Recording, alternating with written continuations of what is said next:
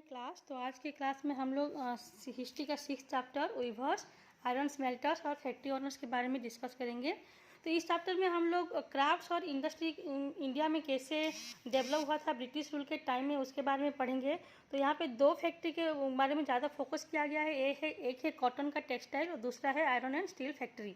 तो दोनों ही जो इंडस्ट्री है वो इंडस्ट्रियल रिवोल्यूशन और इंडस्ट्रियल ग्रोथ के लिए बहुत ही ज़्यादा इम्पोर्टेंस था उस समय।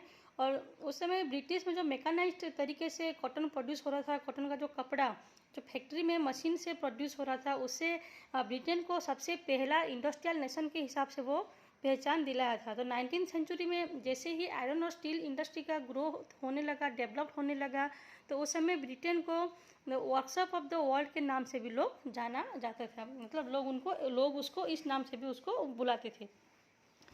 तो जो इंडस्ट्रियलाइजेशन ब्रिटेन में शुरू हुआ था, उसका बहुत ही क्लोज रिलेशन जो है इंडिया के साथ भी जुड़ा हुआ है। तुम लोग पहले के चैप्टर में पढ़े हो कि कैसे जो ईस्ट इंडिया कंपनी था वो इंडिया में ट्रेड करने के हिसाब से आया था, बिजनेस करने के हिसाब से आया था। और फिर उसको वो धीरे धीरे ये समझ गया कि इंडिया में उसको ज़्यादा प्रॉफिट हो रहा है, तो कैसे वो ट्रेड टू टेरिटोरी मतलब वो बिजनेस करने आया था और फिर इंडिया में रूल करना सीख गया था। तो इंडिया में ऐसे बहुत सारे चीज़ें था जो कि बहुत ही सस्ते दामों में ईस्ट इंडिया कंपनी को मिल रहा था। तो इंडिया से वो सभी चीज़ों को सस्ते में खरीद के उसको एक्सपोर्ट कर रहा था इंग्लैंड और यूरोप को, वहाँ पे उसको बेच के ज़्यादा प्रॉफिट वो कमा रहा था। तो जैसे ही इंडस्ट्रियल ग्रोथ होने लगा, तो जितने भी इंडस्ट्री का प्रोडक्शन जो चीज़ें निकल रहा था ब्रिटेन में, वो सभी को वो इंडिया में बेचने के लिए सोच रहा था, क्योंकि उस समय इंडिया उसके लिए बहुत ज़्यादा प्रॉफिटेबल मार्केट हुआ करता था। तो इसलिए ब्रिटेन में जितनी भी चीज़ फैक्ट्री से प्रोड्यूस हो रहा था, वो सभी चीज़ों को वो इंडिया लाके इंडिया में बेचना शुरू कर दिया। तो धीरे धीरे ब्रिटिश की जो सामान थे वो इंडिया में इतने अमाउंट में आने लगा कि जो इंडिया का प्रोड्यूस चीज़ था उस पर बहुत ज़्यादा असर डालने लगा था। तो इस चैप्टर में हम लोग देखेंगे कि कैसे जो गुड्स, जो मैन्युफैक्चर गुड्स ब्रिटेन से आता है, वो इंडिया के क्राफ्ट और इंडस्ट्री में क्या इफेक्ट डाला था। तो सबसे पहले देखते हैं Indian textiles and the world market. तो इंडियन टेक्सटाइल पे वर्ल्ड मार्केट पे उसका क्या असर डाला था ब्रिटिश गुड के आने के बाद। देखो आज से मतलब 1715 साल के आसपास और उससे पहले ब्रिटिश जो थे बंगाल को जीते थे, वो कनकोड किए थे। और उस समय जो था इंडिया वर्ल्ड के लार्जेस्ट कॉटन प्रोड्यूसर में से एक था। तो इंडिया में उस समय बहुत ज़्यादा कॉटन प्रोड्यूस होता था। और तुम लोग ये पहले के चैप्टर में पढ़ चुके हो कि कैसे इंडिया का जो कॉटन कपड़ा है वो सबसे फाइन क्वालिटी और सबसे अच्छा रहता था, क्योंकि उसका जो काम है बहुत ही अच्छा होता था। तो जो ट्रेड वो करने आते थे पहले के लोग, वो लोग इंडिया की चीज़ों को बहुत ही पसंद करते थे। तो देखते हैं कि इंडिया का जो चीज़ है वो कहाँ कहाँ उसको एक्सपोर्ट किया जाता था। तो ज़्यादातर जो चीज़ है वो साउथ ईस्ट एशिया, जैसे कि जावा, सुमात्रा और पेनांग, उसके बाद वेस्ट एंड सेंट्रल एशिया, इस एरिया में ज़्यादा ट्रेड जो था वो फ्लोरिस्ट हुआ था। उसके बाद 16th सेंचुरी के बाद जो यूरोपियन कंट्रीज थे, जैसे कि ब्रिटेन और बाकी के यूरोपियन कंट्रीज थे, वो लोग इंडिया के चीज़ को ख़रीदना शुरू किए और उसको जो है वो लोग इतना पसंद किए कि बाद में वो लोग उसके रेगुलर ट्रेडर्स हो गए। तो देखो, वो लोग जितने भी इंडिया के जो कपड़े खरीदते थे, वो लोग उसको अपने कंट्री में अलग अलग नाम से बेचते थे। तो ऐसे बहुत सारे अलग अलग नाम जो है आज तक हिस्ट्री में पाया गया है, जो इंग्लिश लैंग्वेज में भी और अलग अलग लैंग्वेज में भी। तो देखते हैं कि कौन कौन से वर्ड्स जो है वो हिस्ट्री में पाए जाते हैं। तो सबसे पहले देखते हैं वर्ड्स टेल्स ऑफ हिस्ट्रीज। तो जो यूरोपियन ट्रेडर्स थे वो सबसे पहले फाइन कॉटन क्लॉथ जो था इंडिया से खरीद करके जो थे वो सबसे पहले अरब मर्चेंट्स लाए थे इंडिया से, जो कि उस समय मोसुल, इराक में एक जगह का नाम है मोसुल बोल के। तो वहाँ से वो लोग इंडिया से खरीद के उस जगह पे लेके उसको बेचते थे। तो क्योंकि वो मोसुल में बेचा जाता था, तो मोसुल के नाम के हिसाब से उस कपड़े का नाम बन गया मुस्लिन। तो हम लोग देखो आज भी बोलते हैं कि जो मुस्लिन कपड़े, तुम लोग अगर घर पे पूछोगे तो वो लोग ये इसके बारे में पता होगा। तो आज भी हम लोग बोलते हैं कि मुस्लिम कपड़े होते हैं बोल के, ठीक है।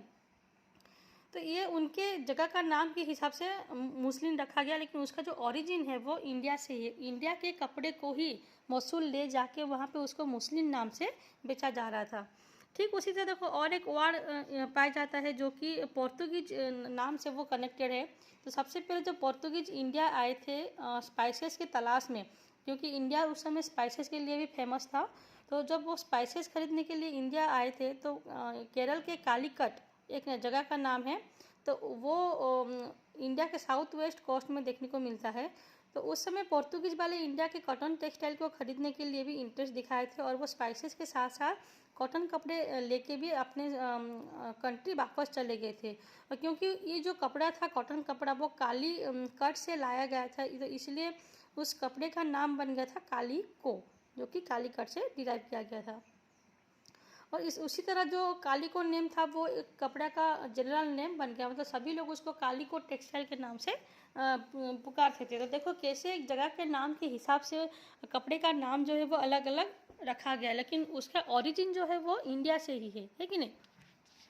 ठीक उसी तरह देखो और एक यहाँ पे दिया गया है। तो ऐसे बहुत सारे वर्ड्स हैं जो कि उस समय इंडिया का जो टेक्सटाइल है वो कितना पॉपुलर है वेस्टर्न मार्केट में उसको दिखाता है। तो जो कि तुम लोग यहाँ पे एक पिक्चर दिया गया है, देख सकते हो कि ये जो है पटोला वीव जो है कि मिड 19th सेंचुरी में फेमस था। तो पटोला एक कपड़ा है जिसको सूरत में उसको बुना जाता है, वीव किया जाता है, और अहमदाबाद और पटन में भी उसको वीव करते हैं। तो गुजरात के एरिया में जो पटोला वीव है वो ज़्यादा फेमस हुआ करता था, और ये जो है इंडोनेशिया में उसको बहुत ही ज़्यादा पसंद करते थे। तो यहाँ बुक में और एक पिक्चर दिया है जो कि नेक्स्ट पेज में देख सकते हो, उसको बोलते हैं ऑर्डर बुक। तो उस समय यूरोपियन जो ईस्ट इंडिया कंपनी है वो लोग इंडिया में एक ऑर्डर बुक भेजे थे, तो उसका एक पिक्चर है यहाँ पे। तो इसको अगर ध्यान से देखोगे तो यहाँ पे 98 वेराइटी से कॉटन और सिल्क कपड़े का ऑर्डर दिया गया है, जो कि 5,89,000 पीस ऑफ क्लॉथ का डिमांड था। तो उतने पीस ऑफ क्लॉथ उनको चाहिए था। तो देखो यहाँ पे जो है पीस ऑफ क्लॉथ जो यूज किया गया है वो यूरोपियन ट्रेड में उनका कॉमन नेम है। तो पीस जो है वो कितना मीटर लॉन्ग और कितना मीटर वाइड रहता है, तो 1 पीस ऑफ क्लॉथ में जो है 20 मीटर्स लंबा 20 वार्ड्स लंबा और 1 वार्ड वाइड रहता है। तो 20 वार्ड इक्वल टू 18 मीटर के आसपास आता है, और 1 वार्ड यार्ड इक्वल टू 0.90 मीटर के आसपास आता है। तो इतने लंबाई का कपड़ा जो है उनको 5,89,000 पीस ऑफ क्लॉथ चाहिए था। तो देखो यहाँ पे जो ऑर्डर बुक है वो सबसे ज़्यादा अमाउंट में जो कपड़े ऑर्डर किए गए थे वो था प्रिंटेड कॉटन क्लॉथ, जिसमें प्रिंट हुआ होता है, फ्लावर का डिजाइन हो या जो भी हो, प्रिंटेड कॉटन क्लॉथ का डिमांड ज़्यादा था। तो उनमें से जो नाम है वो है छींच, कॉसेस और बांधना। तो ये तीनों कपड़े का जो डिमांड था ऑर्डर बुक में वो सबसे ज़्यादा था। तो जो वर्ड है छींच वो कहाँ से लाया गया था, मतलब उसका जो ओरिजिन है वो कैसे हुआ था। तो जो छींच वर्ड है वो हिंदी का जो वर्ड है छींट उससे लिया गया है, जिसमें हम लोग बोलते हैं छींट छींट जो गिरता है उसको बोलते हैं छींच। तो क्योंकि वो उस समय छींच का मतलब था स्मॉल फ्लावरी डिजाइन, तो छोटे छोटे फ्लावर का डिजाइन उस कपड़े में होता था जो कि वो छींटा पड़ने जैसे दिखता था। तो इसी नाम से उसको लिया गया था छींच बोल के। तो 1680 से जो फ्लावरी डिजाइन का कपड़ा था वो उसका डिमांड इतना ज़्यादा था यूरोपियन मार्केट में कि लोग जो है उसको ख़रीदने के लिए बहुत ही ज़्यादा बेताब रहते थे। उस समय जो थे इंग्लैंड के जो रानी थे वो भी इंडियन के इसी फ्लावरी डिजाइन के कॉटन कपड़े और फैब्रिक को पहनना बहुत ही ज़्यादा पसंद करते थे। तो उसी तरह और एक वर्ड है बांधना। तो ये जो बांधना है वो कहाँ से आया है, तो ये एक ब्राइटली कलर्ड और प्रिंटेड स्कार्फ है। तो ये एक बहुत ही सुंदर कलर, ब्राइट मतलब जो अच्छे कलर होता है, तो उस और प्रिंटेड स्कार्फ, तो ये एक स्कार्फ होता है जिसको हम लोग गले के चारों ओर या फिर हेड पे बांधते हैं। तो उसका जो नाम है वो कहाँ से लिया गया, तो बांधना का मतलब होता है उसको बांधना। हम लोग हिंदी में भी बोलते हैं कि बांधो, मतलब टाई करो, है कि नहीं। तो क्योंकि उसको नेक के चारों ओर और हेड के चारों ओर बांधते हैं, तो उसी वर्ड से उसको लिया गया था बांधना बोल के, जिसका मतलब होता है टाइम, मतलब बांधना, है कि नहीं। तो इसका पिक्चर देखो बुक में दिया गया है। तो हम लोग आज भी इसको एज ए स्कार्फ यूज करते हैं। तो उसको ज़्यादा अमाउंट में जो है मसूलीपट्टनम जो कि आंध्र प्रदेश में है, तो मिड 19th सेंचुरी में ऐसे जो प्रिंटेड डिजाइन है ये मसूलीपट्टनम का एक प्रिंटेड क्लॉथ है जिसको बुक में दिखाया गया है। और जो बांधना है ठीक उसके नीचे देखो दिखाया गया है, जो छोटा सा एक कपड़े का डिज़ाइन जो है ये है बांधना डिज़ाइन। तो ये उस समय जो है राजस्थान और गुजरात में ज़्यादा प्रोड्यूस होता था। और जो ऊपर दिया गया मछलीपट्टनम का, ये उस समय का छींच कपड़ा है जिसमें देख सकते हैं कि छोटे छोटे फ्लावरी डिजाइन यहाँ पे दिया गया है। में एक और डिज़ाइन के बारे में दिया गया है जिसको बोलते हैं जमदानी वीव्स। तो ये जो है अर्ली 20th सेंचुरी में बहुत ज़्यादा फेमस था।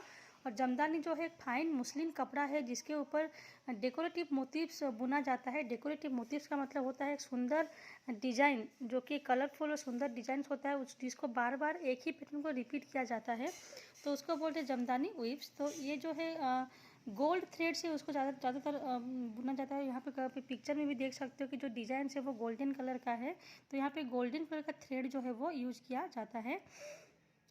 तो ये सबसे बहुत ज़्यादा इम्पोर्टेंट सेंटर जो था जमदानी क्लॉथ का वो था ढाका इन बंगाल और Lucknow in the United province. तो ये ढाका और लखनऊ में जो है जमदानी क्लॉथ बहुत ज़्यादा फेमस था। इसके बाद देखो ऐसे और भी बहुत सारे कपड़े थे जो कि उनके जगह के हिसाब से उनका नाम दिया गया था। तो ऐसे कौन कौन से प्लेस है देखो, कासिम बाज़ार, पटना, कलकत्ता, उड़ीसा, चारपुर। तो ऐसे इन जगह से जो जो कपड़े लाते थे उनको उसी जगह के नाम के हिसाब से बुलाते थे। तो यहाँ से इससे तुम लोग ये पता लगा सकते हो कि जो इंडियन का टेक्सटाइल था, ऐसे ऐसे वर्ड्स उस समय जब यूज कर रहे थे तो इंडिया का जो कपड़ा था वो कितना पॉपुलर था पूरे वर्ल्ड में, इसी सभी वर्ड से तुम लोग जान सकते हो।